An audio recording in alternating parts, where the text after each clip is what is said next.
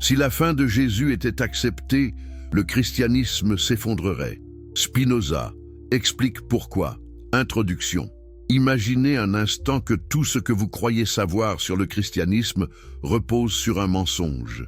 Pas un petit mensonge, pas une exagération pieuse, mais un mensonge fondamental qui, s'il était exposé, ferait s'écrouler 2000 ans d'histoire religieuse comme un château de cartes. Et si je vous disais qu'un philosophe juif du XVIIe siècle, excommunié et maudit par sa propre communauté, avait déjà percé ce secret? Un homme qui a osé dire tout haut ce que les théologiens murmurent tout bas dans leurs moments de doute? Avant de continuer, si vous aimez les histoires qui défient les croyances établies, qui vous font réfléchir jusqu'à 3 heures du matin, n'oubliez pas de vous abonner à la chaîne pour ne manquer aucun moment de ces révélations. D'ailleurs, dites-moi dans les commentaires de quel pays vous nous regardez et à quelle heure vous découvrez cette vidéo. Êtes-vous en France à l'heure du déjeuner? Au Québec pendant votre pause café? En Afrique francophone en soirée? Je veux savoir où cette vérité vous trouve. Et si vous regardez sur votre téléphone, appuyez sur ce petit pouce en l'air, ça aide énormément à faire découvrir ce contenu à plus de personnes.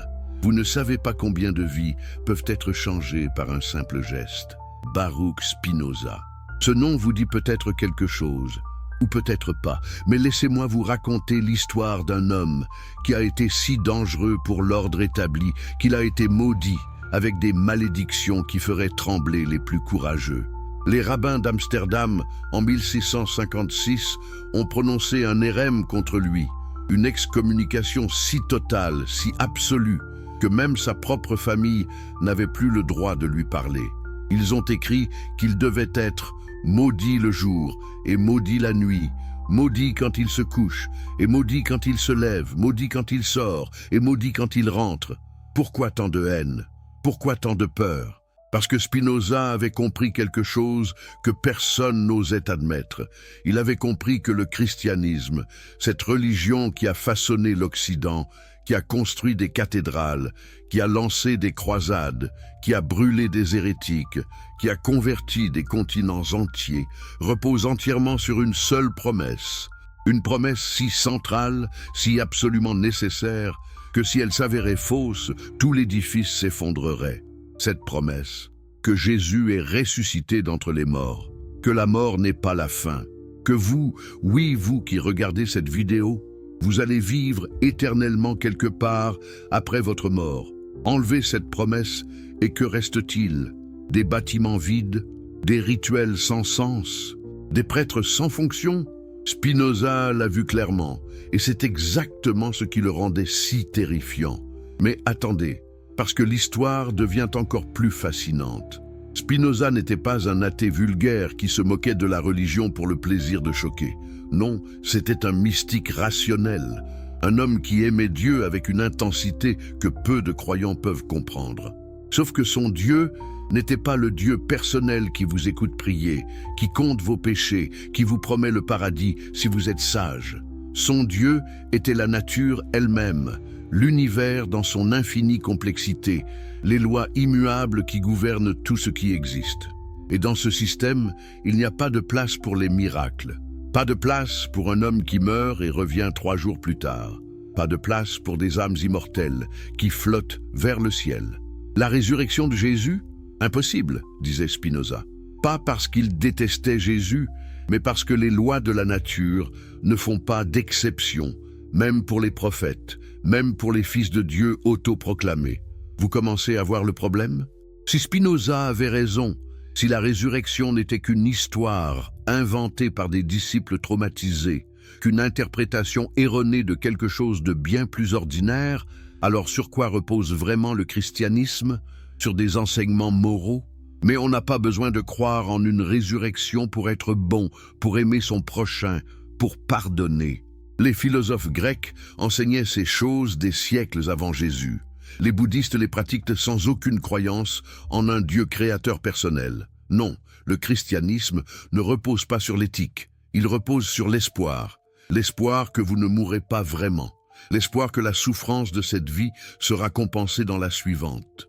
L'espoir que justice sera rendue, que les méchants seront punis et les bons récompensés, si ce n'est pas ici, alors là-bas, dans l'au-delà. Enlevez cet espoir et qu'offre le christianisme que la philosophie stoïcienne ne peut offrir? Nous allons plonger dans cette question aujourd'hui. Nous allons suivre le raisonnement de Spinoza pas à pas, voir comment il déconstruit non seulement la résurrection, mais toute la structure psychologique et politique qui maintient le christianisme en vie. Et je vous préviens, c'est un voyage sans retour. Une fois que vous aurez vu ce que Spinoza a vu, vous ne pourrez plus jamais regarder le christianisme de la même manière. Êtes-vous prêts? Parce qu'après cette vidéo, vous allez devoir choisir. Soit vous rejetez Spinoza et vous vous accrochez à votre foi avec encore plus de détermination, soit vous acceptez ses arguments et vous devez reconstruire entièrement votre vision du monde. Il n'y a pas de position confortable au milieu. Spinoza ne laisse pas de place pour les demi-mesures. Première partie. La mort comme fin absolue. Amsterdam, 1656. Imaginez les rues étroites de cette ville cosmopolite, ce port prospère où les marchands de toutes les nations se croisent, où les synagogues côtoient les églises, où les idées circulent aussi librement que les marchandises. C'est dans ce contexte d'ouverture relative qu'un jeune homme de 23 ans vient de recevoir le coup le plus brutal qu'une communauté puisse infliger à l'un des siens. Baruch Spinoza, fils d'une famille de marchands juifs portugais ayant fui l'Inquisition, se tient peut-être devant la synagogue, ou peut-être dans sa chambre, tenant le document qui vient de faire de lui un paria. Les mots sont d'une violence rare. Ils ne se contentent pas de l'exclure de la communauté juive, ils appellent la malédiction divine sur lui. Ils interdisent à quiconque de lui parler, de lui faire affaire, de lire ses écrits, de s'approcher de lui à moins de 4 coudées. C'est une mort sociale prononcée par ceux qui étaient censés être les siens. Qu'avait-il fait de si terrible? Avait-il tué quelqu'un? Volé? Violé la loi? Non. Son crime était bien plus dangereux. Il avait posé des questions, il avait douté, il avait osé suggérer que peut-être, juste peut-être, les histoires miraculeuses de la Bible n'étaient pas littéralement vraies, que peut-être Moïse n'avait pas écrit la Torah, que peut-être Dieu n'était pas un être personnel qui intervenait dans les affaires humaines, que peut-être l'âme n'était pas immortelle. Cette dernière idée, l'âme non immortelle, était particulièrement scandaleuse. Pourquoi? Parce qu'elle attaquait le fondement même de toute religion organisée. Réfléchissez une seconde. Pourquoi les gens obéissent-ils aux commandements religieux? Pourquoi vont-ils à la synagogue, à l'église, à la mosquée? Pourquoi prient-ils? Jeûnent-ils? Font-ils des sacrifices? Bien sûr, il y a des raisons sociales, culturelles, mais la raison ultime, celle qui motive les plus dévots, c'est la promesse de récompense éternelle ou la peur de punition éternelle. Enlevez l'immortalité de l'âme et soudainement, toute cette structure s'effondre. Si vous cessez d'exister à votre mort, pourquoi vous soucier de ce qui arrive après? Pourquoi obéir à des règles compliquées sur ce que vous pouvez manger, porter, dire, penser? Pourquoi donner de l'argent à des institutions religieuses qui promettent d'intercéder pour vous auprès de Dieu?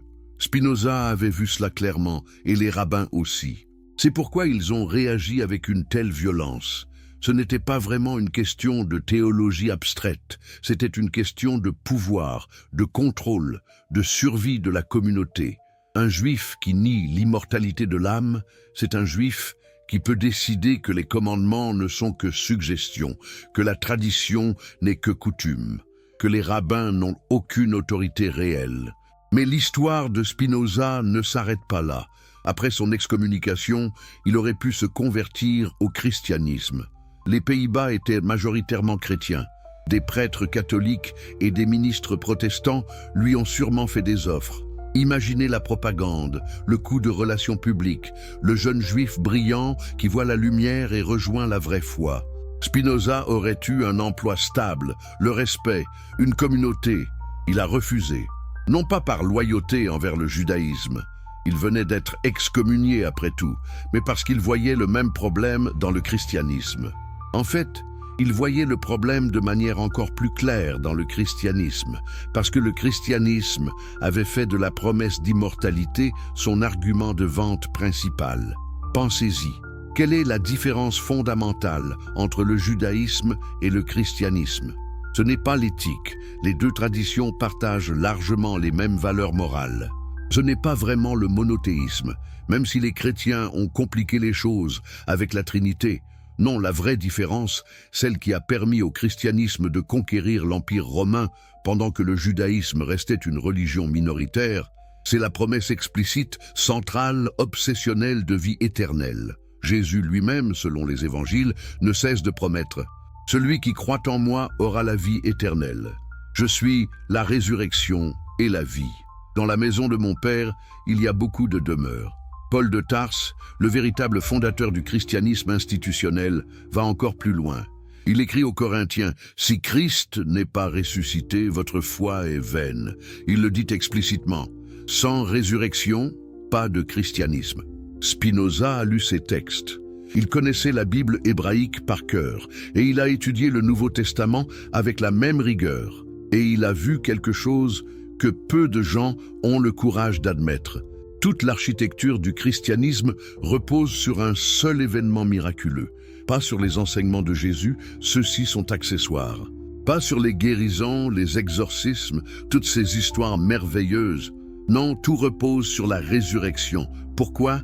Parce que la résurrection est la preuve.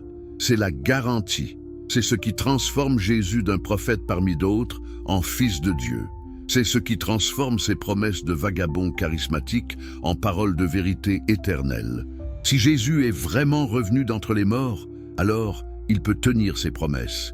Mais s'il est simplement mort, comme tout le monde, alors ses promesses ne valent rien de plus que celles de n'importe quel autre prédicateur itinérant de la Galilée du 1er siècle. Et c'est exactement là que Spinoza porte son coup le plus dévastateur. Il ne se contente pas de dire « je ne crois pas à la résurrection ».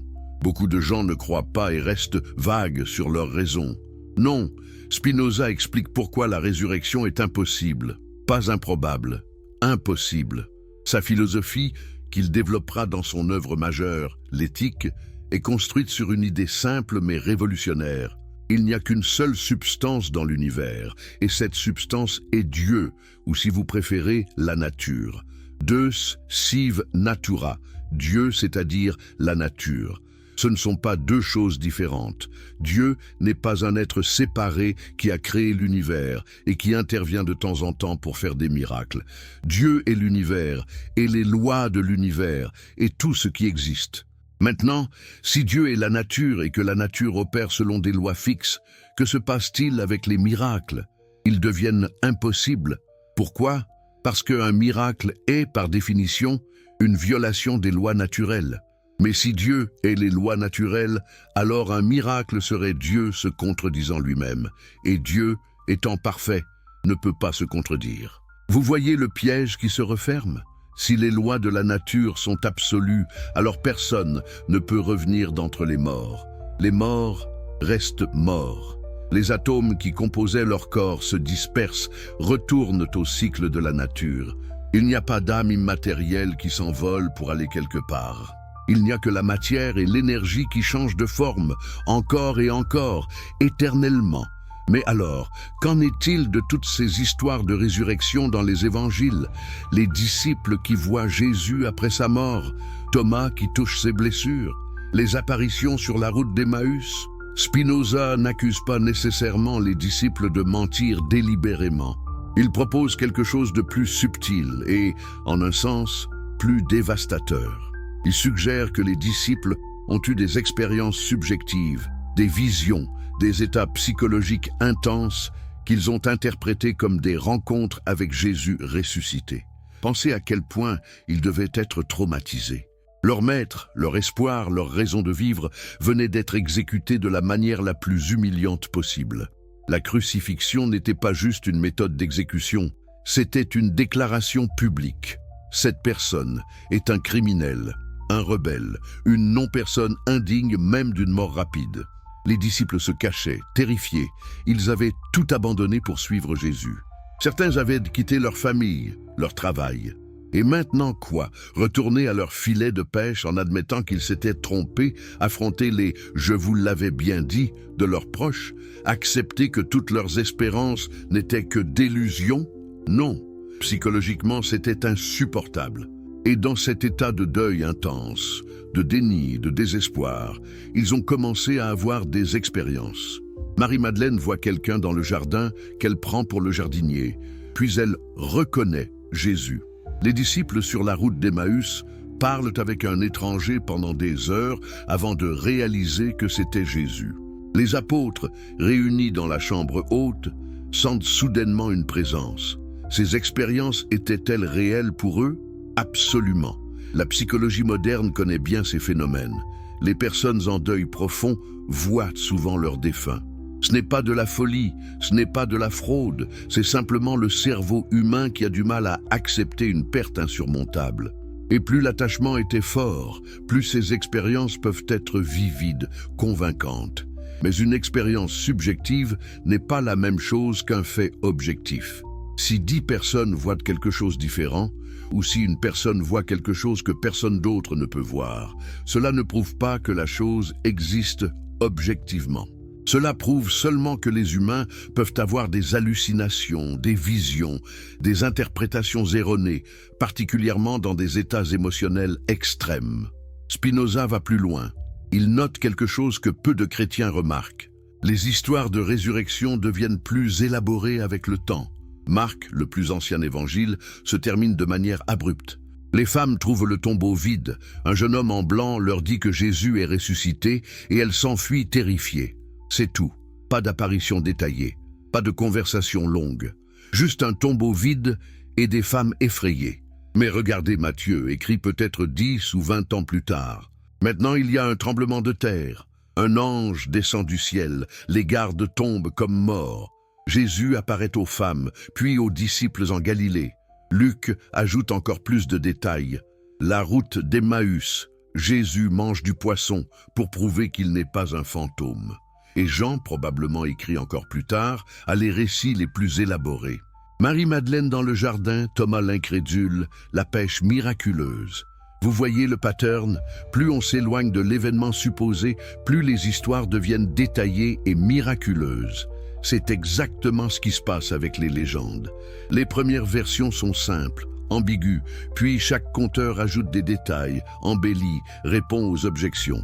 Ce n'est pas de la malveillance, c'est simplement comment les histoires évoluent quand elles sont transmises oralement pendant des décennies avant d'être écrites. Mais si la résurrection n'a pas eu lieu, si Jésus est simplement mort comme tout le monde, alors que reste-t-il du christianisme? C'est la question que Spinoza force ses lecteurs à affronter.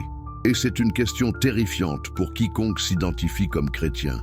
Imaginez que vous ayez passé votre vie à croire. Vous avez été baptisé enfant, vous avez fait votre première communion, vous avez prié chaque soir, vous avez trouvé du réconfort dans votre foi pendant les moments difficiles. Peut-être avez-vous même fait des sacrifices pour votre foi, renoncé à des plaisirs, donné de l'argent, consacré du temps. Et maintenant quelqu'un vient vous dire, tout cela était basé sur une erreur. Jésus était juste un homme. Il est mort. Il n'y a pas de ciel qui vous attend. Quelle serait votre réaction? Colère? Déni? C'est exactement ce que Spinoza a rencontré. Les chrétiens le détestaient autant que les Juifs l'avaient excommunié. Pourquoi? Pas parce qu'il avait tort, mais parce qu'il avait peut-être raison. Et s'il avait raison, alors quoi? Deuxième partie. L'espoir, comme fondation fragile. Revenons à Paul de Tarse, parce que c'est vraiment lui qu'il faut comprendre si on veut comprendre comment le christianisme a conquis l'Empire romain. Jésus lui-même n'a jamais écrit un seul mot. Tout ce que nous savons de lui vient des évangiles, écrits des décennies après sa mort par des auteurs qui ne l'ont jamais rencontré. Mais Paul, lui, a écrit, et ses lettres sont les plus anciens documents chrétiens que nous ayons. Paul n'a jamais rencontré Jésus vivant. Selon son propre récit, il était un pharisien zélé qui persécutait les premiers chrétiens. Puis, sur la route de Damas, il a eu une vision, une lumière aveuglante, une voix qui lui demande pourquoi il le persécute. Paul tombe de son cheval, devient temporairement aveugle, et quand il retrouve la vue, il est transformé. Le persécuteur devient le plus grand propagateur de la foi. Mais remarquez quelque chose d'étrange. Paul parle constamment de la résurrection, de l'importance capitale de la résurrection, mais il ne décrit jamais Jésus physiquement. Il ne raconte pas d'anecdotes sur le ministère de Jésus. Il ne cite presque pas les enseignements de Jésus. Pour Paul, Jésus n'est pas un professeur de sagesse qu'il faut imiter, c'est un sacrifice cosmique qui change tout. Pourquoi cette focalisation obsessionnelle sur la mort et la résurrection plutôt que sur la vie et les enseignements? Parce que Paul a compris instinctivement quelque chose de profond sur la psychologie humaine. Les gens ne changent pas leur vie pour suivre un bon professeur. Il y avait des dizaines de philosophes et de prédicateurs excellents dans l'Empire romain. Mais offrez aux gens l'immortalité, offrez-leur la promesse qu'ils ne mourront jamais vraiment. Et vous avez quelque chose de beaucoup plus puissant qu'une philosophie morale. Pensez aux religions à mystère qui étaient populaires dans le monde gréco-romain. Les cultes d'Isis, de Mithra, de Dionysos, tous promettaient une forme de vie après la mort à leurs initiés. Tous avaient des rituels secrets, des histoires de dieux qui meurent et ressuscitent. Le christianisme n'était pas unique en cela, mais il avait un avantage. Il affirmait que son Dieu était historique, réel, qu'il était mort récemment, dans un lieu spécifique, et que des témoins l'avaient vu ressusciter. C'est du génie marketing, si on peut être cynique un moment. Au lieu d'un mythe vague sur un Dieu qui meurt et renaît dans un passé lointain, vous avez une histoire récente, des noms de témoins, des lieux géographiques précis. Cela donne une impression d'authenticité, de crédibilité. Ce n'est pas juste une histoire, c'est arrivé vraiment. Mon oncle connaissait quelqu'un qui l'a vu. Mais Spinoza voit à travers cette stratégie. Il comprend que le christianisme ne repose pas sur des faits, mais sur l'espoir.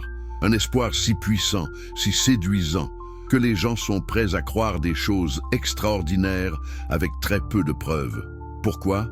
Parce que l'alternative, la mort comme fin définitive, est insupportable. Imaginez que vous êtes un esclave dans l'Empire romain. Votre vie est misère, humiliation, travail sans fin. Vous n'avez aucun espoir d'amélioration. Vous allez mourir esclave. Vos enfants naîtront esclaves. C'est votre réalité inéluctable. Et puis quelqu'un vient vous dire, cette vie n'est pas tout. Il y a un royaume des cieux où les derniers seront les premiers. Votre maître riche et cruel brûlera en enfer pendant que vous serez récompensé éternellement pour vos souffrances. Tout ce que vous devez faire est croire, avoir foi et être baptisé. Comment ne pas être séduit par ce message? Comment ne pas vouloir désespérément qu'il soit vrai? Le christianisme offrait aux masses souffrantes de l'Empire romain exactement ce dont elles avaient besoin. Une raison d'endurer, un espoir de justice, une promesse que leur souffrance avait un sens. Mais, et c'est le point crucial de Spinoza, le fait qu'une croyance soit réconfortante ne la rend pas vraie. Le fait que des millions de personnes désirent ardemment quelque chose ne fait pas que cette chose existe. Les enfants désirent ardemment que le Père Noël existe. Cela ne le fait pas exister. Spinoza n'était pas cruel. Il comprenait pourquoi les gens s'accrochent à ses espoirs. Lui-même avait grandi dans une tradition religieuse, avait senti le réconfort de la communauté, de la prière, de la certitude qu'il y avait un ordre moral dans l'univers. Mais il avait aussi le courage d'affronter la possibilité que cet ordre moral soit une construction humaine, pas une réalité divine. Et c'est là que ça devient vraiment intéressant. Spinoza ne devient pas nihiliste. Il ne dit pas « il n'y a pas de Dieu, donc rien n'a de sens ». Au contraire, il propose une alternative. Il dit « il y a un Dieu, mais pas le Dieu que vous imaginez. Dieu n'est pas un juge cosmique qui compte vos péchés. Dieu n'est pas un roi céleste qui décide qui va au paradis et qui va en enfer. Dieu est la totalité de tout ce qui existe, la nature elle-même, les lois qui gouvernent l'univers.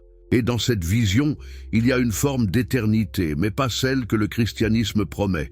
Votre corps mourra, oui. Votre conscience individuelle cessera, oui. Mais les atomes qui vous composent continueront éternellement, changeant de forme, devenant partie de nouvelles choses. Vous êtes déjà en ce moment même fait d'atomes qui étaient autrefois partis d'étoiles, de dinosaures, d'océans primordiaux. Et ces mêmes atomes continueront après vous. Est-ce réconfortant? Pas pour tout le monde. Beaucoup de gens veulent plus que ça. Ils veulent continuer d'exister en tant qu'individus conscients. Ils veulent revoir leurs proches décédés. Ils veulent que leur personnalité, leurs souvenirs, leur sens de soi continuent quelque part. Et c'est exactement ce désir que le christianisme exploite. Pas dans le sens malveillant, mais dans le sens simple qu'il offre exactement ce que les gens désirent le plus. Vie éternelle, vérifiée. Retrouvailles avec les êtres chers, vérifiées. Justice finale où les méchants sont punis et les bons récompensés, vérifiez. Sens et but de votre existence, vérifiez. C'est un package complet. Et Spinoza force la question, est-ce vrai ou est-ce juste ce que vous voulez entendre? Il y a un passage dans les lettres de Paul qui est révélateur. Paul écrit que si nous avons espéré en Christ pour cette vie seulement, nous sommes les plus malheureux des hommes. Pensez à quel point c'est un aveu incroyable. Paul dit essentiellement, si la résurrection n'est pas vraie, alors nous avons gâché notre vie. Si la promesse de vie éternelle n'est pas vraie, alors tout notre sacrifice, toute notre foi, tout notre engagement n'a servi à rien. Il a raison. Si la mort est la fin, alors consacrer votre vie à une religion qui promet l'après-vie est un gaspillage tragique. Vous feriez mieux de profiter de cette vie, la seule que vous avez vraiment. C'est exactement ce que les épicuriens enseignaient. Mange, bois, sois heureux, car demain nous mourrons et c'est fini. Mais Paul n'était pas prêt à accepter cela. Aucun chrétien ne l'est. Et c'est compréhensible. Nous ne voulons pas cesser d'exister, nous voulons continuer. L'instinct de survie est si profond, si fondamental, que l'idée de non-existence est presque impossible à vraiment saisir. Essayez vraiment d'imaginer ne pas exister, pas dormir, parce que quand vous dormez, vous existez toujours. Pas même le vide noir infini, parce que pour percevoir le vide, vous devez exister. Non, essayez d'imaginer rien. Aucune perception, aucune pensée, aucun temps qui passe. Vous ne pouvez pas, n'est-ce pas? C'est impossible pour un esprit conscient d'imaginer sa propre absence. Et c'est cette impossibilité psychologique que les religions exploitent. Puisque nous ne pouvons pas imaginer notre non-existence, il est facile de nous convaincre que nous continuerons d'exister. Le christianisme ajoute simplement les détails. Où vous continuerez, ciel ou enfer? Comment vous y arriverez? Foi et bonnes œuvres, et qui vous y retrouverez, les autres croyants. Mais Spinoza, avec son rationalisme inflexible, rejette tout cela. Les lois de la nature sont immuables. La mort est la fin de la conscience individuelle. Vouloir que ce soit autrement ne change rien. C'est comme vouloir que la gravité n'existe pas parce qu'elle est inconvéniente. Vous pouvez vouloir voler, mais si vous sautez d'une falaise, vous allez tomber quand même. Troisième partie. Le rationalisme implacable contre la foi consolatrice. Nous sommes maintenant au cœur du conflit, au point où deux visions du monde entrent en collision frontale. D'un côté, la foi chrétienne qui dit « Crois et tu seras sauvé ». De l'autre, Spinoza qui dit « Pense et tu comprendras ». Mais comprendras quoi? La vérité. Et quelle est cette vérité? Que tout ce qui existe est Dieu. Que les lois de la nature sont divines, que rien ne peut les violer, et donc que les miracles sont impossibles. Comprenez bien l'audace de cette position. Spinoza ne dit pas « je ne crois pas aux miracles », comme on pourrait dire « je ne crois pas aux fantômes ». Il dit que les miracles sont logiquement impossibles. C'est une affirmation beaucoup plus forte. Si j'ai raison, dit Spinoza, alors tous les miracles de toutes les religions, de toute l'histoire humaine, sont soit des mensonges, soit des erreurs d'interprétation, soit des phénomènes naturels mal compris, la mer Rouge qui s'ouvre, un événement naturel rare, peut-être un tsunami qui a temporairement retiré l'eau, le soleil qui s'arrête pour Josué, une métaphore ou une histoire édifiante, jamais censée être prise littéralement. La résurrection de Lazare, peut-être était-il en coma, pas vraiment mort, la résurrection de Jésus. Des disciples traumatisés ayant des visions collectives, ou une histoire qui s'est développée au fil du temps, ou un tombeau vide qui s'explique de multiples manières naturelles. Pour chaque miracle, Spinoza peut proposer une explication naturelle. Ce n'est pas qu'il connaît nécessairement la vraie explication de chaque cas, c'est qu'il sait qu'il doit y avoir une explication naturelle, parce que les lois de la nature ne font pas d'exception. Mais pourquoi est-il si certain que les lois de la nature sont absolues? Après tout, si Dieu est tout-puissant, ne peut-il pas faire des exceptions quand il le souhaite? Ne peut-il pas suspendre temporairement la gravité, ressusciter les morts, changer l'eau en vin? C'est là que la philosophie de Spinoza devient vraiment brillante. Il dit « Si Dieu est parfait, alors les lois qu'il a établies sont parfaites. Une loi parfaite n'a pas besoin d'être modifiée ou violée. Si Dieu devait faire un miracle, cela signifierait que soit les lois qu'il a établies étaient imparfaites et nécessitaient correction, soit qu'il n'avait pas prévu quelque chose et devait intervenir. Dans les deux cas, cela impliquerait que Dieu n'est pas parfait. C'est un argument d'une logique implacable. Soit Dieu est parfait, soit les miracles sont possibles. Vous ne pouvez pas avoir les deux. Et si Dieu n'est pas parfait, alors ce n'est pas vraiment Dieu dans le sens traditionnel, n'est-ce pas? C'est juste un être très puissant mais limité, comme les dieux grecs qui se battaient entre eux et faisaient des erreurs. Le christianisme a essayé pendant des siècles de répondre à cet argument. Les théologiens ont écrit des milliers de pages, essayant d'expliquer comment Dieu peut être parfait et immuable, tout en faisant des miracles. Mais aucune de leurs réponses n'a vraiment satisfait, parce qu'au fond, ils essaient de résoudre une contradiction logique fondamentale. Spinoza ne se contente pas d'attaquer les miracles, il attaque aussi l'idée d'une âme immatérielle, séparée du corps. Pour lui, c'est un autre vestige de pensée primitive qui ne résiste pas à l'examen rationnel. L'esprit et le corps ne sont pas deux substances différentes, ils sont deux aspects de la même chose. Votre esprit est ce que votre cerveau fait. Quand votre cerveau meurt, votre esprit cesse d'exister, exactement comme la forme d'une vague cesse d'exister quand l'eau retombe dans l'océan. Mais alors, demandent les chrétiens horrifiés, qu'en est-il de l'enseignement biblique selon lequel nous avons une âme immortelle créée par Dieu? Spinoza répond calmement, ce n'est pas ce que la Bible hébraïque enseigne réellement.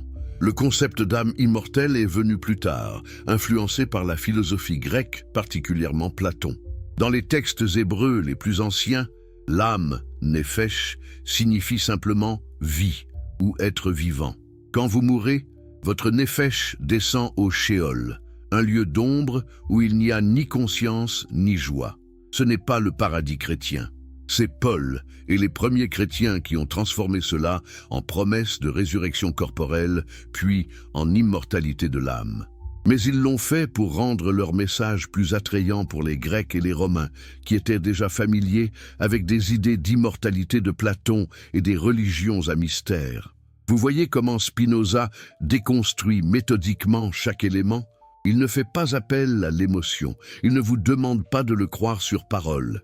Il construit un argument logique, étape par étape.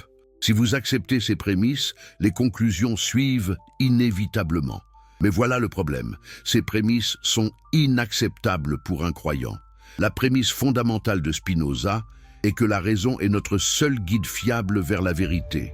Pas la foi, pas la révélation, pas la tradition, pas l'autorité, mais la raison. Pour un chrétien, c'est mettre la charrue avant les bœufs. La foi vient en premier, disent-ils. Vous croyez d'abord, puis vous comprenez. Je crois afin de comprendre, comme disait Anselme. Spinoza inverse complètement cela. Comprenez d'abord, dit-il, puis vous saurez en quoi vous pouvez légitimement croire. Et qu'est-ce que la raison nous enseigne? Que tout ce qui existe obéit à des lois fixes, que rien ne se passe sans cause, que des corps morts ne reviennent pas à la vie, que la conscience dépend du cerveau fonctionnel. Ces vérités sont inconfortables, elles nous privent de la consolation de la religion. Mais, argue Spinoza, la vérité vaut plus que le confort. Voudriez-vous vivre dans un mensonge agréable ou affronter une vérité difficile? La plupart des gens, honnêtement, préfèrent le mensonge agréable. C'est pourquoi les religions prospèrent, mais il y a plus. Spinoza ne dit pas seulement que le christianisme repose sur des fausses promesses. Il dit que ces fausses promesses ont des conséquences réelles et souvent néfastes. Quand vous croyez que cette vie n'est qu'une préparation pour la vraie vie dans l'au-delà, vous dévaluez cette vie. Pourquoi vous soucier de l'injustice ici-bas si justice sera rendue là-haut? Pourquoi vous battre pour améliorer le monde si ce monde est temporaire et le vrai monde vous attend après la mort? C'est ce que Karl Marx reprendra plus tard en appelant la religion l'opium du peuple. Mais Spinoza l'avait vu 2 siècles plus tôt. La promesse de vie éternelle rend les gens passifs, résignés, capables d'endurer des souffrances terribles, parce qu'ils croient qu'ils seront compensés plus tard. Et pour les puissants, quelle aubaine! Des masses qui acceptent leur sort, qui ne se rebellent pas, qui remercient même Dieu pour leurs épreuves parce qu'elles construisent leur caractère pour l'éternité. L'Église médiévale a parfaitement compris cela. Maintenez les gens dans l'ignorance, effrayez-les avec l'enfer, promettez-leur le ciel, et ils accepteront pratiquement n'importe quoi dans cette vie. Spinoza voyait tout cela clairement. Il vivait dans une époque où l'Église catholique contrôlait encore de vastes territoires, où l'Inquisition brûlait encore des hérétiques, où remettre en question le dogme pouvait vous coûter la vie. Il a donc écrit prudemment, publiant certains de ses travaux seulement après sa mort, utilisant des pseudonymes, faisant circuler ses manuscrits en privé. Mais son message était révolutionnaire. Vous n'avez pas besoin de religion pour être bon. Vous n'avez pas besoin de promesses de paradis pour vivre moralement. En fait, une moralité basée sur la raison et la compréhension de votre vraie nature est supérieure à une moralité basée sur la peur et l'espoir. Imaginez un instant que Spinoza ait raison. Que se passerait-il si l'humanité acceptait collectivement que la mort est la fin? Les églises se videraient certainement. Les prêtres devraient trouver d'autres emplois. Les textes sacrés deviendraient littérature ancienne intéressante, mais pas prescriptive. Mais serait-ce vraiment catastrophique? Spinoza pensait que non. Il pensait que les humains, libérés de la superstition et de la peur, pourraient construire des sociétés plus rationnelles, plus justes. Qu'ils se concentreraient sur améliorer cette vie plutôt que de se préparer pour la suivante. Qu'ils chercheraient la vérité plutôt que le réconfort. Était-il trop optimiste? Peut-être. L'histoire du XXe siècle, avec ses régimes athées qui ont commis des atrocités massives, suggère que retirer la religion ne garantit pas une société morale. Mais Spinoza ne prônait pas un athéisme vulgaire. Il prônait une spiritualité basée sur la compréhension rationnelle de notre place dans l'univers. Et c'est peut-être là que son message reste le plus pertinent aujourd'hui. Dans un monde où la science a remplacé la religion comme source principale de connaissances sur le monde naturel, où de plus en plus de gens se déclarent sans religion, nous avons encore besoin d'un cadre pour comprendre notre place, notre but, notre relation avec le tout. Spinoza offre cela sans les fausses promesses. Il dit « Vous êtes une partie de Dieu, pas séparée mais intimement connectée. Votre bonheur réside non pas dans l'espoir d'une autre vie, mais dans la compréhension de cette vie. L'éternité n'est pas quelque chose que vous attendez après la mort, c'est quelque chose que vous expérimentez maintenant en comprenant votre unité avec tout ce qui existe. Est-ce suffisant pour remplacer la promesse du christianisme de retrouver vos proches au paradis, d'avoir une vie éternelle de félicité, d'être réunis avec Dieu dans sa gloire? Honnêtement, pour beaucoup de gens, non. La philosophie de Spinoza est austère, exigeante, intellectuellement, émotionnellement aride pour certains. Et c'est exactement pourquoi le christianisme survit. Non pas parce qu'il est vrai, mais parce qu'il répond à des besoins émotionnels profonds que la pure raison ne peut satisfaire. Les humains ne sont pas des créatures purement rationnelles. Nous sommes émotionnels, sociaux, narratifs. Nous avons besoin d'histoires qui donnent sens à nos vies, de communautés où appartenir, de rituels qui marquent nos passages de vie. Le christianisme offre tout cela, et au cœur de tout cela est la promesse que la mort n'est pas la fin. Enlevez cette promesse, comme Spinoza le fait, et vous enlevez la pierre angulaire. L'édifice entier vacille. Mais peut-être que certaines personnes sont prêtes pour cela. Peut-être qu'à travers l'histoire, il y a toujours eu quelques esprits capables d'affronter la vérité sans le besoin de réconfort. Spinoza était l'un d'eux, et il nous invite, à travers ses écrits, à rejoindre lui dans ce royaume de clarté rationnelle, même si le prix est de renoncer aux belles histoires qui nous ont bercés depuis l'enfance. La question reste, êtes-vous prêt à payer ce prix? Laissez-moi vous raconter comment une religion marginale de pêcheurs galiléens est devenue la force la plus puissante de l'Occident. Et si vous aimez ces plongées profondes dans l'histoire qui changent tout ce que vous croyez savoir, abonnez-vous maintenant pour ne manquer aucune de ces révélations. Dites-moi aussi dans les commentaires d'où vous nous regardez et quelle heure il est chez vous en ce moment. Paris à midi, Montréal au petit déjeuner, Dakar en soirée. Et si vous êtes sur votre téléphone, appuyez sur ce pouce levé. Ça aide vraiment à faire découvrir cette histoire à d'autres personnes qui cherchent la vérité. Constantinople, 312 après Jésus-Christ. Un homme se tient sur un champ de bataille, regardant le ciel avant ce qui pourrait être sa dernière bataille. Cet homme, c'est Constantin, et il est sur le point de changer le cours de l'histoire mondiale d'une manière qu'il ne peut même pas imaginer. Selon la légende chrétienne qui sera écrite des décennies plus tard par Eusèbe de Césarée, Constantin voit une croix lumineuse dans le ciel avec les mots « In hoc signo vinces ». Par ce signe, tu vaincras. Mais arrêtons-nous un instant. Pensez à quel point cette histoire est suspecte. Un général romain païen, adorateur de Sol Invictus, le soleil invincible, voit soudainement un symbole chrétien dans le ciel juste avant une bataille cruciale. Et miraculeusement, il gagne la bataille contre Maxence au pont Milvius, prenant ainsi le contrôle de l'Empire romain d'Occident. C'est un peu trop pratique, vous ne trouvez pas? Spinoza aurait immédiatement vu à travers cette histoire. Ce n'est pas un miracle, c'est de la propagande politique brillamment exécutée. Constantin n'a pas eu une vision divine. Constantin a fait un calcul politique. Il a vu que les chrétiens, bien que minoritaires, étaient organisés, disciplinés, prêts à mourir pour leur foi. Ils formaient un réseau qui s'étendait à travers tout l'Empire. Et contrairement au culte païen traditionnel qui était fragmenté, localisé, les chrétiens avaient quelque chose d'unique. Une structure hiérarchique, des évêques qui communiquaient entre eux, une doctrine cohérente. Imaginez que vous êtes Constantin, vous venez de gagner une guerre civile sanglante. Vous contrôlez maintenant un empire fragmenté, déchiré par des décennies de chaos politique, d'invasions barbares, de crises économiques. Vous avez besoin de quelque chose pour unifier tout cela. Les anciens dieux ne fonctionnent plus. Personne ne les prend vraiment au sérieux. Les philosophes les ont démystifiés depuis des siècles.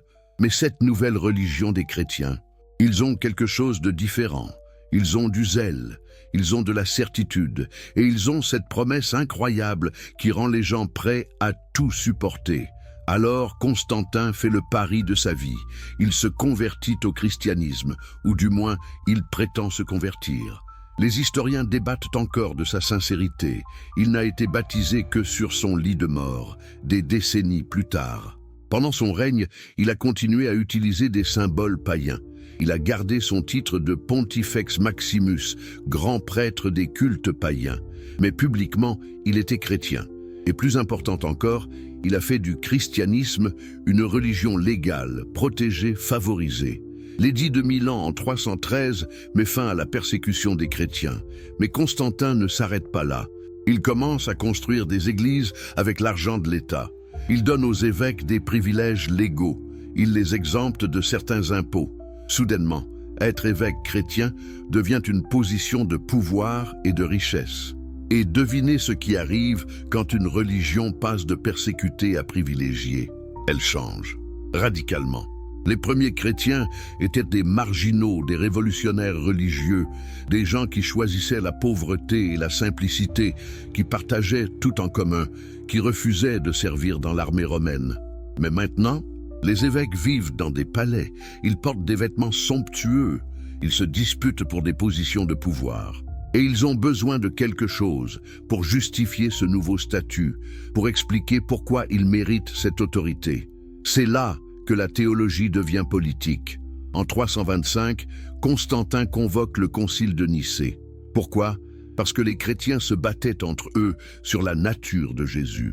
Certains, suivant Arius, disaient que Jésus était créé par Dieu, donc inférieur au Père. D'autres, suivant Athanase, disaient que Jésus était de même substance que le Père, coéternel, pleinement divin. Pour vous et moi, cela peut sembler un débat théologique obscur. Qui se soucie vraiment de ces distinctions métaphysiques subtiles? Mais pour Constantin, c'était crucial. Il avait besoin d'unité. Il avait besoin que tous les chrétiens croient la même chose, sinon son plan d'utiliser le christianisme comme force unificatrice de l'Empire échouait. Alors, il a rassemblé environ 300 évêques de partout dans l'Empire, les a logés aux frais de l'État et leur a dit essentiellement « Mettez-vous d'accord ou vous ne partez pas d'ici ». Et ils l'ont fait. Ils ont voté. Oui, vous avez bien entendu. Ils ont voté sur la nature de Dieu, comme si la vérité métaphysique pouvait être décidée par un vote majoritaire. Athanase a gagné, Arius a perdu, et le credo de Nicée a été établi. Jésus est de même substance que le Père, Dieu de Dieu, lumière de lumière, vrai Dieu de vrai Dieu. Spinoza regardait cette histoire avec un mélange de fascination et d'horreur. Ici était la preuve que le christianisme n'était pas une vérité révélée, mais une construction humaine, forgée dans les feux de la politique impériale. Si la nature de Jésus devait être décidée par vote, alors clairement ce n'était pas évident, ce n'était pas révélé clairement, ce n'était pas une vérité qui s'imposait d'elle-même. Et remarquez ce qui s'est passé avec ceux qui ont voté du mauvais côté. Arius a été exilé, ses livres ont été brûlés, ses partisans ont été persécutés. Soudainement, les chrétiens, qui avaient été persécutés pendant 3 siècles, sont devenus les persécuteurs. Ils ont utilisé le pouvoir de l'État pour imposer l'orthodoxie. Croyez comme nous ou souffrez les conséquences. Mais pourquoi ce zèle pour l'orthodoxie? Pourquoi ne pas laisser chacun croire ce qu'il veut? Parce que, et c'est le point crucial que Spinoza a compris, le pouvoir de l'Église dépendait de sa prétention à avoir la vérité exclusive. Si vous admettez que peut-être Arius avait raison, ou que peut-être les 2 visions sont valables, ou que peut-être nous ne savons pas vraiment, alors pourquoi les gens devraient-ils vous obéir? Pourquoi devraient-ils vous donner de l'argent? Pourquoi devraient-ils accepter votre autorité sur leur vie? Non, pour maintenir le pouvoir, vous devez prétendre à la certitude absolue. Vous devez dire « Nous savons exactement ce que Dieu veut, nous savons exactement comment vous devez vivre, et si vous nous défiez, vous défiez Dieu lui-même. » C'est une stratégie de pouvoir brillante, et elle a fonctionné pendant plus de 1000 ans. Suivons l'histoire plus loin. En 380, l'empereur Théodose va encore plus loin. Il fait du christianisme nicéen la religion officielle de l'Empire. Pas juste légale, pas juste favorisée, mais obligatoire. L'édit dit que tous les sujets de l'Empire doivent professer la foi définie à Nicée. Ceux qui refusent sont déclarés hérétiques et soumis à des punitions. Pensez à ce que cela signifie. En moins d'1 siècle, le christianisme est passé d'une secte persécutée à la seule religion légale d'un empire qui s'étendait de la Grande-Bretagne à la Mésopotamie, de l'Allemagne à l'Afrique du Nord. C'est une transformation époustouflante. Et elle n'a pas été accomplie par des arguments théologiques convaincants. Elle a été accomplie par le pouvoir politique. Les temples païens ont été fermés puis détruits. Les statues des anciens dieux ont été brisées. Les livres des philosophes païens ont été brûlés. La célèbre bibliothèque d'Alexandrie, dépositaire de la sagesse antique, a été attaquée par des foules chrétiennes. Hypatie, philosophe néo-platonicienne, a été lynchée par une foule chrétienne en 415. Son crime? Enseigner la philosophie grecque et refuser de se convertir. C'est de l'histoire, pas de la propagande antichrétienne. C'est ce qui est arrivé réellement. Et Spinoza connaissait cette histoire. Il avait lu les chroniques. Il savait que le christianisme n'avait pas conquis l'Empire romain par la force de ses arguments ou par l'évidence de ses miracles. Il l'avait conquis par une alliance avec le pouvoir politique, puis en utilisant ce pouvoir pour écraser toute dissidence. Mais revenons à la question centrale, la résurrection. Pourquoi était-ce si important pour cette construction politique? Parce que la résurrection était la garantie. C'était la preuve que Jésus était vraiment le Fils de Dieu, que ses promesses étaient vraies, que l'Église avait vraiment l'autorité divine qu'elle revendiquait. Sans la résurrection, l'Église n'aurait été qu'une institution parmi d'autres. Avec la résurrection, elle pouvait prétendre être l'unique médiatrice entre Dieu et les hommes, la seule détentrice des clés du royaume des cieux. Pierre, le premier pape selon la tradition, avait reçu de Jésus ressuscité le pouvoir de lier et délier sur terre et au ciel. Mais si Jésus n'était pas ressuscité, ce pouvoir n'existait pas. L'autorité papale s'effondrait. Vous voyez comment tout est connecté? La structure de pouvoir de l'Église, sa prétention à l'autorité, son contrôle sur les âmes des croyants, tout dépend de la résurrection. Enlevez la résurrection comme Spinoza le fait avec sa froide logique, et tout l'édifice vacille. Avançons dans le temps. Nous sommes maintenant au Moyen Âge, l'âge d'or du pouvoir papal. Le pape Innocent III, au début du XIIIe siècle, déclare que le pape est au-dessus de tous les rois, qu'il peut les déposer, que refuser d'obéir au pape, c'est risquer la damnation éternelle. D'où vient cette prétention extraordinaire? De la résurrection. Jésus a vaincu la mort, donc il a tout pouvoir au ciel et sur terre, et il a transmis ce pouvoir à Pierre et ses successeurs. Sans cette croyance en la résurrection, aucun roi n'aurait accepté de s'agenouiller devant le pape. Aucun empereur n'aurait attendu dans la neige pendant 3 jours à Canossa pour obtenir le pardon papal, comme Henri IV l'a fait en 1077. Aucune armée n'aurait marché vers Jérusalem pour reprendre la Terre Sainte aux musulmans. Les croisades elles-mêmes sont impensables sans la promesse de résurrection. Le pape Urbain II, en lançant la première croisade en 1095, a promis que tous ceux qui mourraient en combattant les infidèles iraient directement au paradis, tous leurs péchés pardonnés. C'était une offre incroyable. Combattez pour Dieu et si vous mourrez, vous êtes immédiatement sauvés. Pas de purgatoire, pas de jugement, direction le paradis. Des dizaines de milliers ont répondu à cet appel. Ils ont quitté leur maison, leur famille, traversé des continents, et beaucoup sont morts en chemin ou au combat. Pourquoi l'ont-ils fait? Pour la promesse de vie éternelle.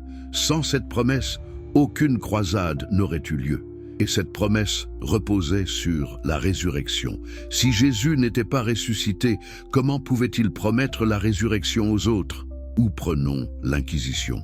Comment justifier la torture et l'exécution d'hérétiques? L'argument était simple mais terrifiant. Mieux vaut brûler quelqu'un vivant dans ce monde que le laisser continuer dans l'hérésie et brûler éternellement en enfer. C'était, dans leur logique tordue, un acte de miséricorde. Vous sauviez l'âme immortelle de la personne même si vous détruisiez son corps mortel. Mais cette logique ne fonctionne que si l'âme est vraiment immortelle, s'il y a vraiment un enfer éternel à éviter. Sans ces croyances, l'Inquisition n'aurait été que meurtre pur et simple. Et ces croyances dépendaient de la résurrection, de la démonstration que la vie continue après la mort. Spinoza vivait à une époque où l'Inquisition était toujours active. Sa propre famille avait fui l'Inquisition portugaise. Il savait que remettre en question la résurrection n'était pas un exercice théologique abstrait. C'était potentiellement dangereux pour sa vie. Mais il l'a fait quand même, parce qu'il croyait que la vérité importait plus que la sécurité. Regardons maintenant un autre aspect du pouvoir ecclésiastique, le contrôle de l'éducation. Pendant des siècles, l'Église contrôlait toutes les universités, toutes les écoles. Qu'est-ce qu'on y enseignait? La théologie, bien sûr, mais aussi la philosophie, la science, tout filtré à travers le prisme de la doctrine chrétienne. Et quelle était la doctrine centrale? Que cette vie est temporaire, que la vraie vie est dans l'au-delà, que la résurrection nous attend. Cette éducation formatait les esprits dès l'enfance. On apprenait à ne pas trop s'attacher à ce monde, à accepter la souffrance comme purification, à voir la mort non comme une fin, mais comme un début. On apprenait que remettre en question la résurrection était le péché ultime, pire que le meurtre, pire que l'adultère, parce que c'était nier le fondement même du salut. Et si quelqu'un osait questionner, si quelqu'un disait « Attendez, comment savons-nous que la résurrection a vraiment eu lieu ?» On lui répondait par l'argument d'autorité « La Bible le dit, l'Église le confirme, les saints l'ont cru. Comment osez-vous ?» Simple mortel, remettre en question 2000 ans de tradition, mais Spinoza osait. Il disait « Peu importe combien de gens ont cru quelque chose, peu importe depuis combien de temps ils l'ont cru, cela ne le rend pas vrai. La vérité n'est pas décidée par vote majoritaire ou par ancienneté. La vérité est ce qui correspond à la réalité. ce qui peut être démontré par la raison et l'observation. Et qu'est-ce que la raison et l'observation nous disent sur la résurrection? Qu'elle viole toutes les lois connues de la nature, que les corps morts ne reviennent pas à la vie, que la décomposition est un processus irréversible, que jamais dans l'histoire documentée et vérifiable, un tel événement ne s'est produit. Attendez, diront les croyants, mais c'est précisément pourquoi c'est un miracle, c'est censé violer les lois naturelles. Si c'était naturel, ce ne serait pas impressionnant. Mais Spinoza répond, si Dieu est parfait, les lois qu'il a établies sont parfaites. Pourquoi aurait-il besoin de les violer?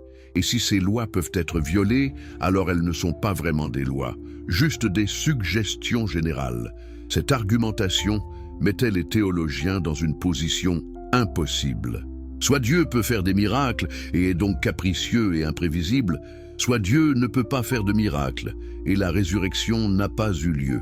Tertium non datur, il n'y a pas de troisième option. Mais l'Église avait trop investi dans la résurrection pour l'abandonner. Toute sa structure de pouvoir en dépendait. Les sacrements n'avaient de sens que parce qu'ils préparaient votre âme immortelle pour l'éternité. Le baptême lavait le péché originel qui vous aurait autrement damné éternellement. L'Eucharistie était le corps et le sang de Jésus ressuscité. La confession vous sauvait de l'enfer. L'extrême onction préparait votre passage vers l'autre monde. Sans la croyance en la vie après la mort garantie par la résurrection, tous ces rituels deviennent vides. Pourquoi se faire baptiser si c'est juste de l'eau? Pourquoi confesser vos péchés à un prêtre si de toute façon vous cessez d'exister à votre mort? Pourquoi donner de l'argent pour des messes pour les morts s'il n'y a pas de mort conscient quelque part qui pourrait en bénéficier? L'Église le savait.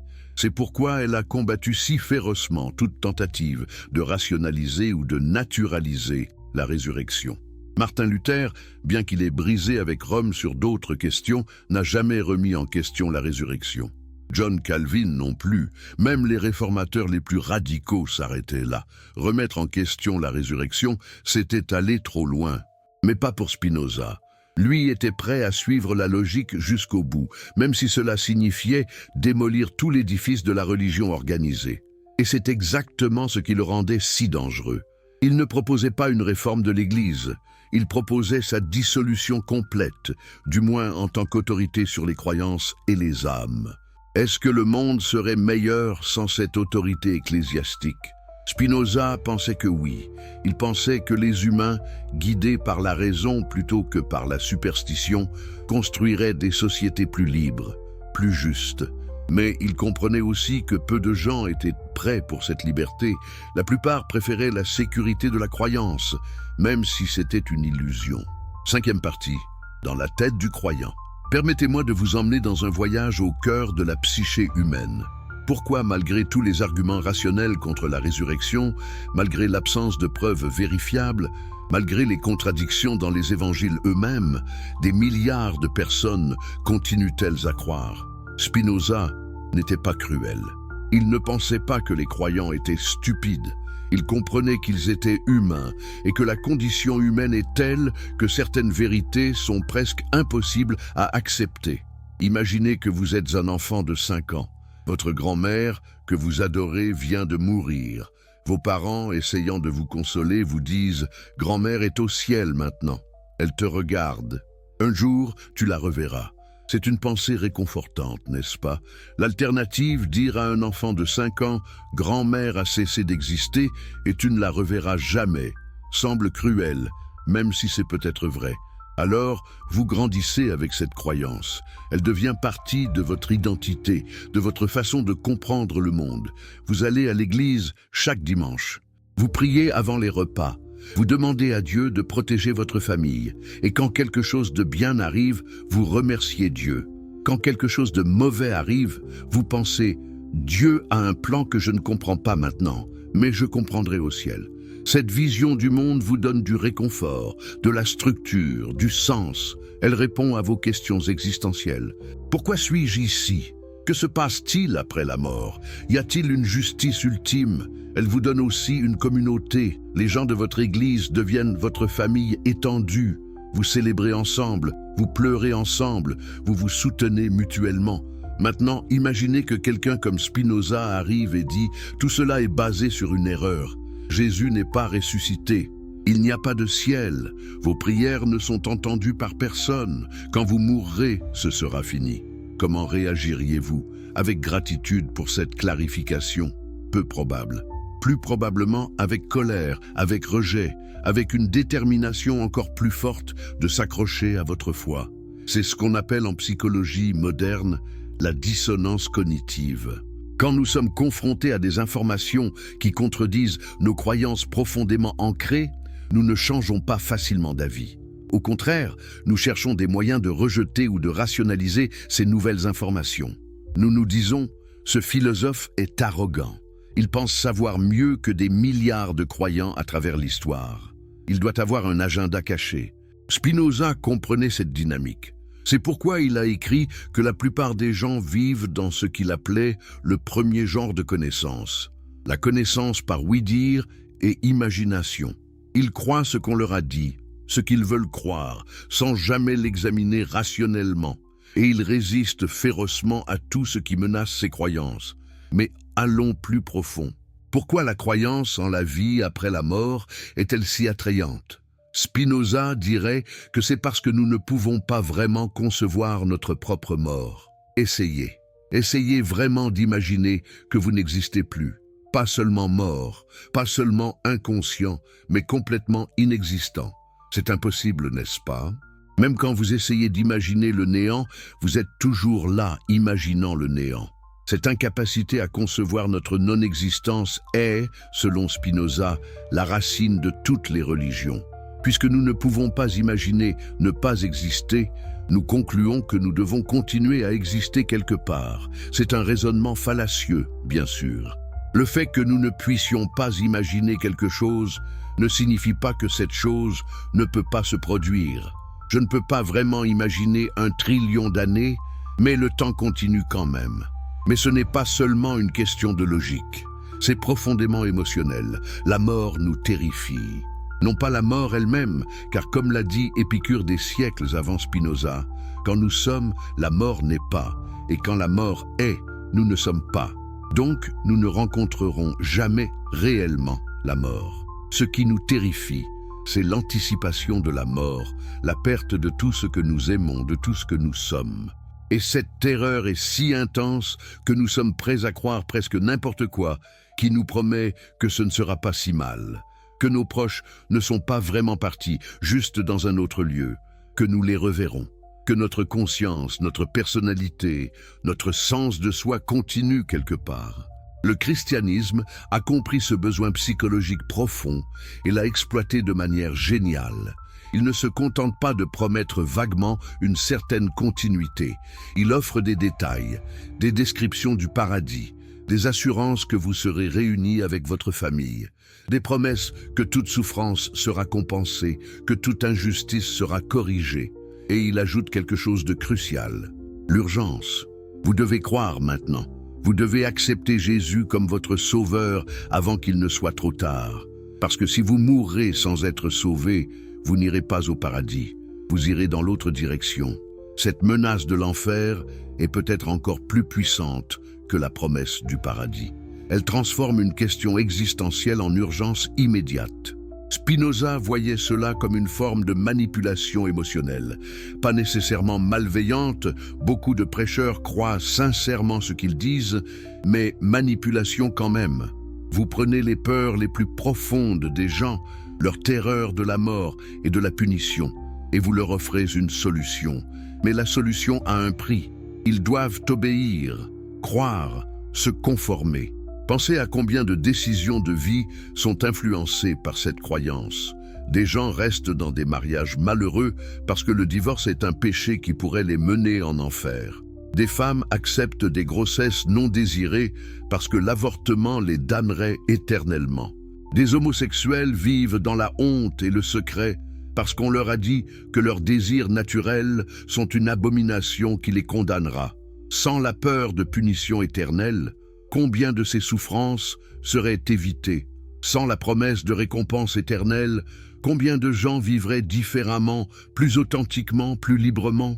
Spinoza pensait que beaucoup, sinon la plupart. Mais il y a un autre aspect de la psychologie du croyant que Spinoza trouvait fascinant, le besoin de sentir que leur vie a un sens cosmique. Nous ne voulons pas juste survivre. Nous voulons que notre existence signifie quelque chose. Nous voulons faire partie d'une histoire plus grande. Le christianisme offre exactement cela.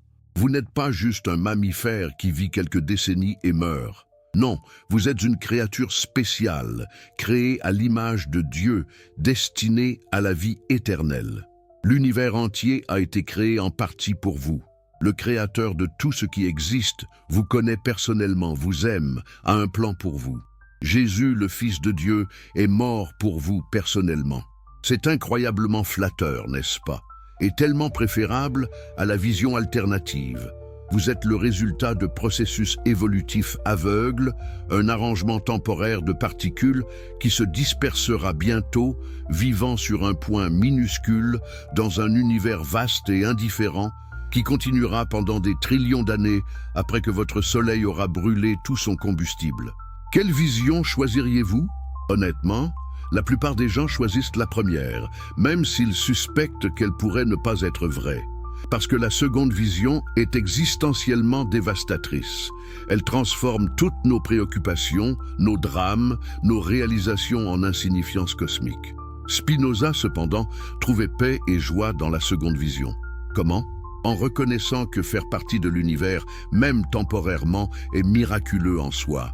Que nous sommes la façon dont l'univers prend conscience de lui-même, que notre bref moment de conscience est infiniment précieux, précisément parce qu'il est bref. Mais cette attitude demande une certaine maturité philosophique, une certaine acceptation stoïque que peu de gens possèdent. Il est beaucoup plus facile, beaucoup plus naturel de s'accrocher à l'espoir offert par la religion. Et le christianisme ne demande même pas beaucoup en retour, juste la foi. Croyez, et vous serez sauvés. C'est un marché incroyable si vous y pensez. Ou est-ce le cas? Parce que le christianisme demande plus que la simple croyance. Il demande la conformité. Il demande que vous supprimiez certains désirs, que vous suiviez certaines règles, que vous acceptiez l'autorité de l'Église. Et surtout, il demande que vous abandonniez votre propre jugement. Quand la Bible dit quelque chose qui contredit votre raison ou votre expérience, vous êtes censé avoir foi, pas douter. C'est cette abdication de la raison que Spinoza trouvait inacceptable. Pour lui, la raison était sacrée. C'était notre unique guide fiable. L'abandonner, même pour le réconfort de croyances agréables, était trahir notre vraie nature en tant qu'être rationnel. Mais la plupart des gens ne sont pas des philosophes comme Spinoza. Ils n'ont pas le temps, l'énergie ou l'inclination pour examiner rationnellement chaque croyance.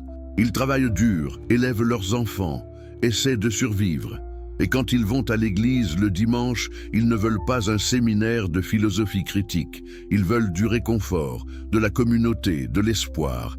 Est-ce mal? Spinoza aurait dit que ce n'est pas mal moralement, mais c'est dommage. C'est dommage de vivre dans l'illusion quand la vérité est accessible. C'est dommage de baser votre vie sur des espoirs qui ne se réaliseront jamais. Mais il comprenait aussi que pour beaucoup, l'alternative est trop difficile à affronter. Et c'est là que nous arrivons au cœur du dilemme. Si la croyance en la résurrection est fausse mais réconfortante, et si la vérité est vraie mais désolante, que devrait-on choisir?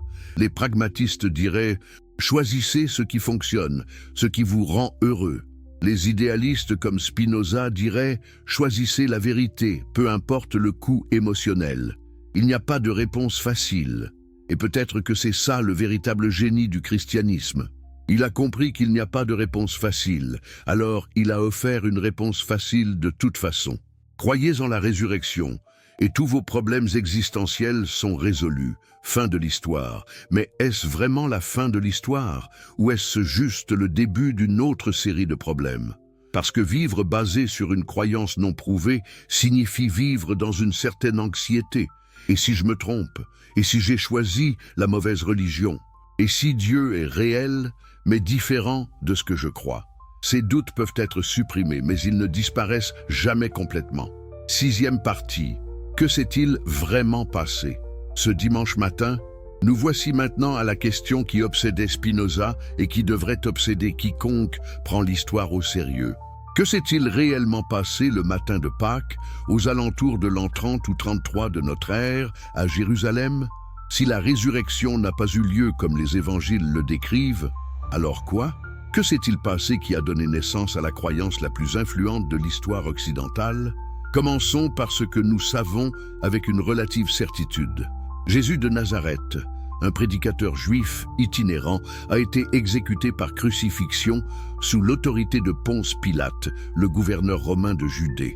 Ceci est attesté non seulement par les sources chrétiennes, mais aussi par des sources non chrétiennes comme l'historien juif Joseph et l'historien romain Tacite. Donc Jésus a existé et il est mort. Ces faits sont aussi solides que n'importe quel fait historique de cette période. Que s'est-il passé ensuite?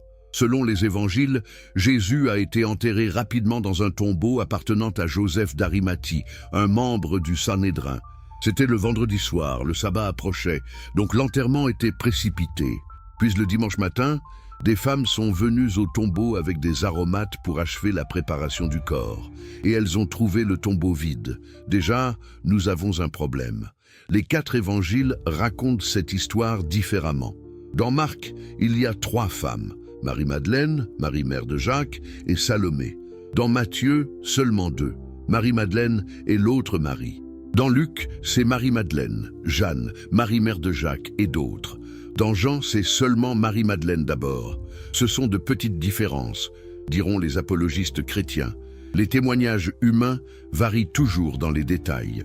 Mais Spinoza notait que ces variations suggèrent que les histoires ont été développées indépendamment, pas basé sur un compte-rendu de témoins oculaires unifiés.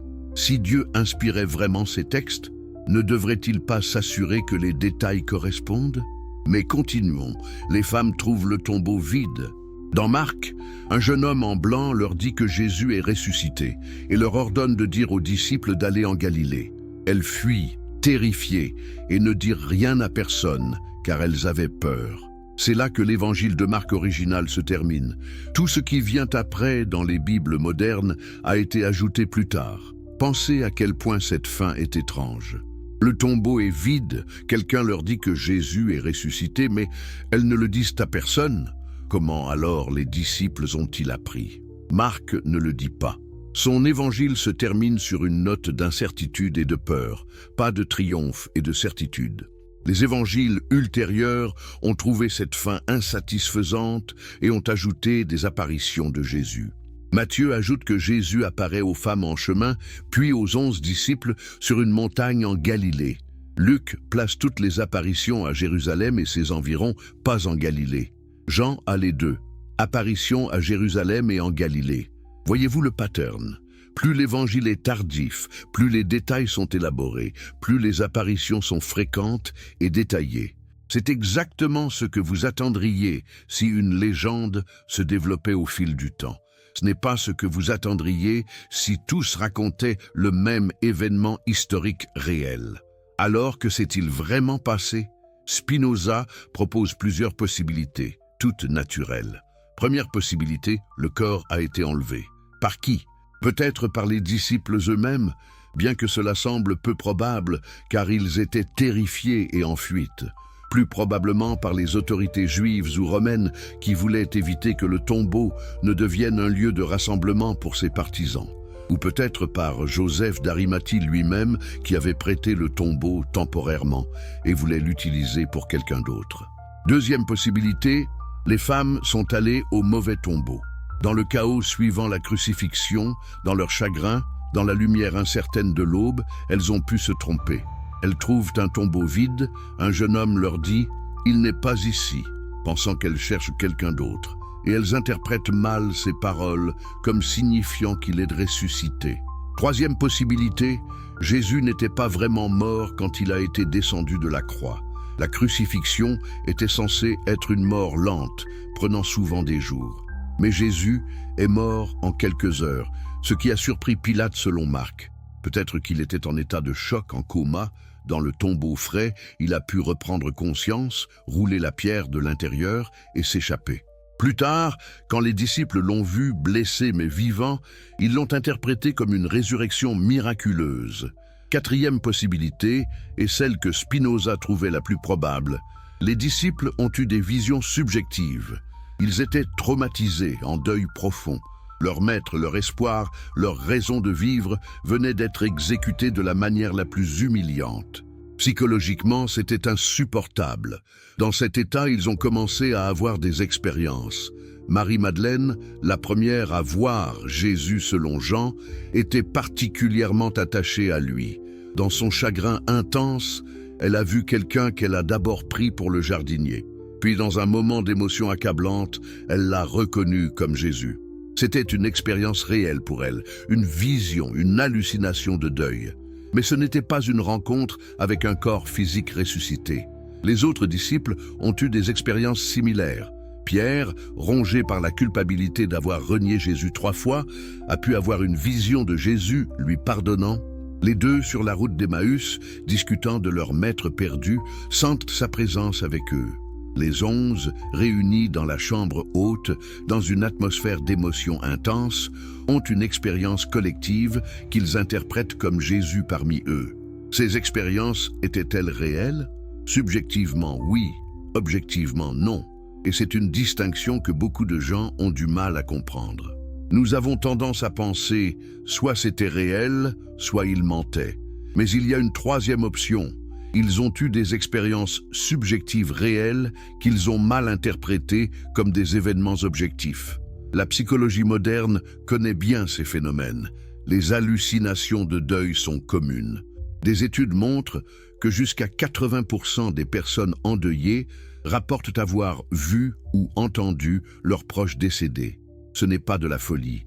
C'est le cerveau ayant du mal à accepter la perte, créant temporairement l'illusion de présence pour se protéger du choc. Et ces expériences peuvent être collectives.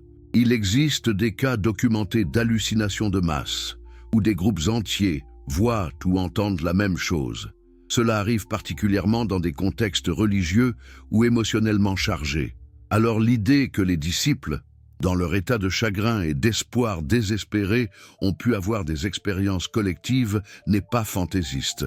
C'est psychologiquement plausible.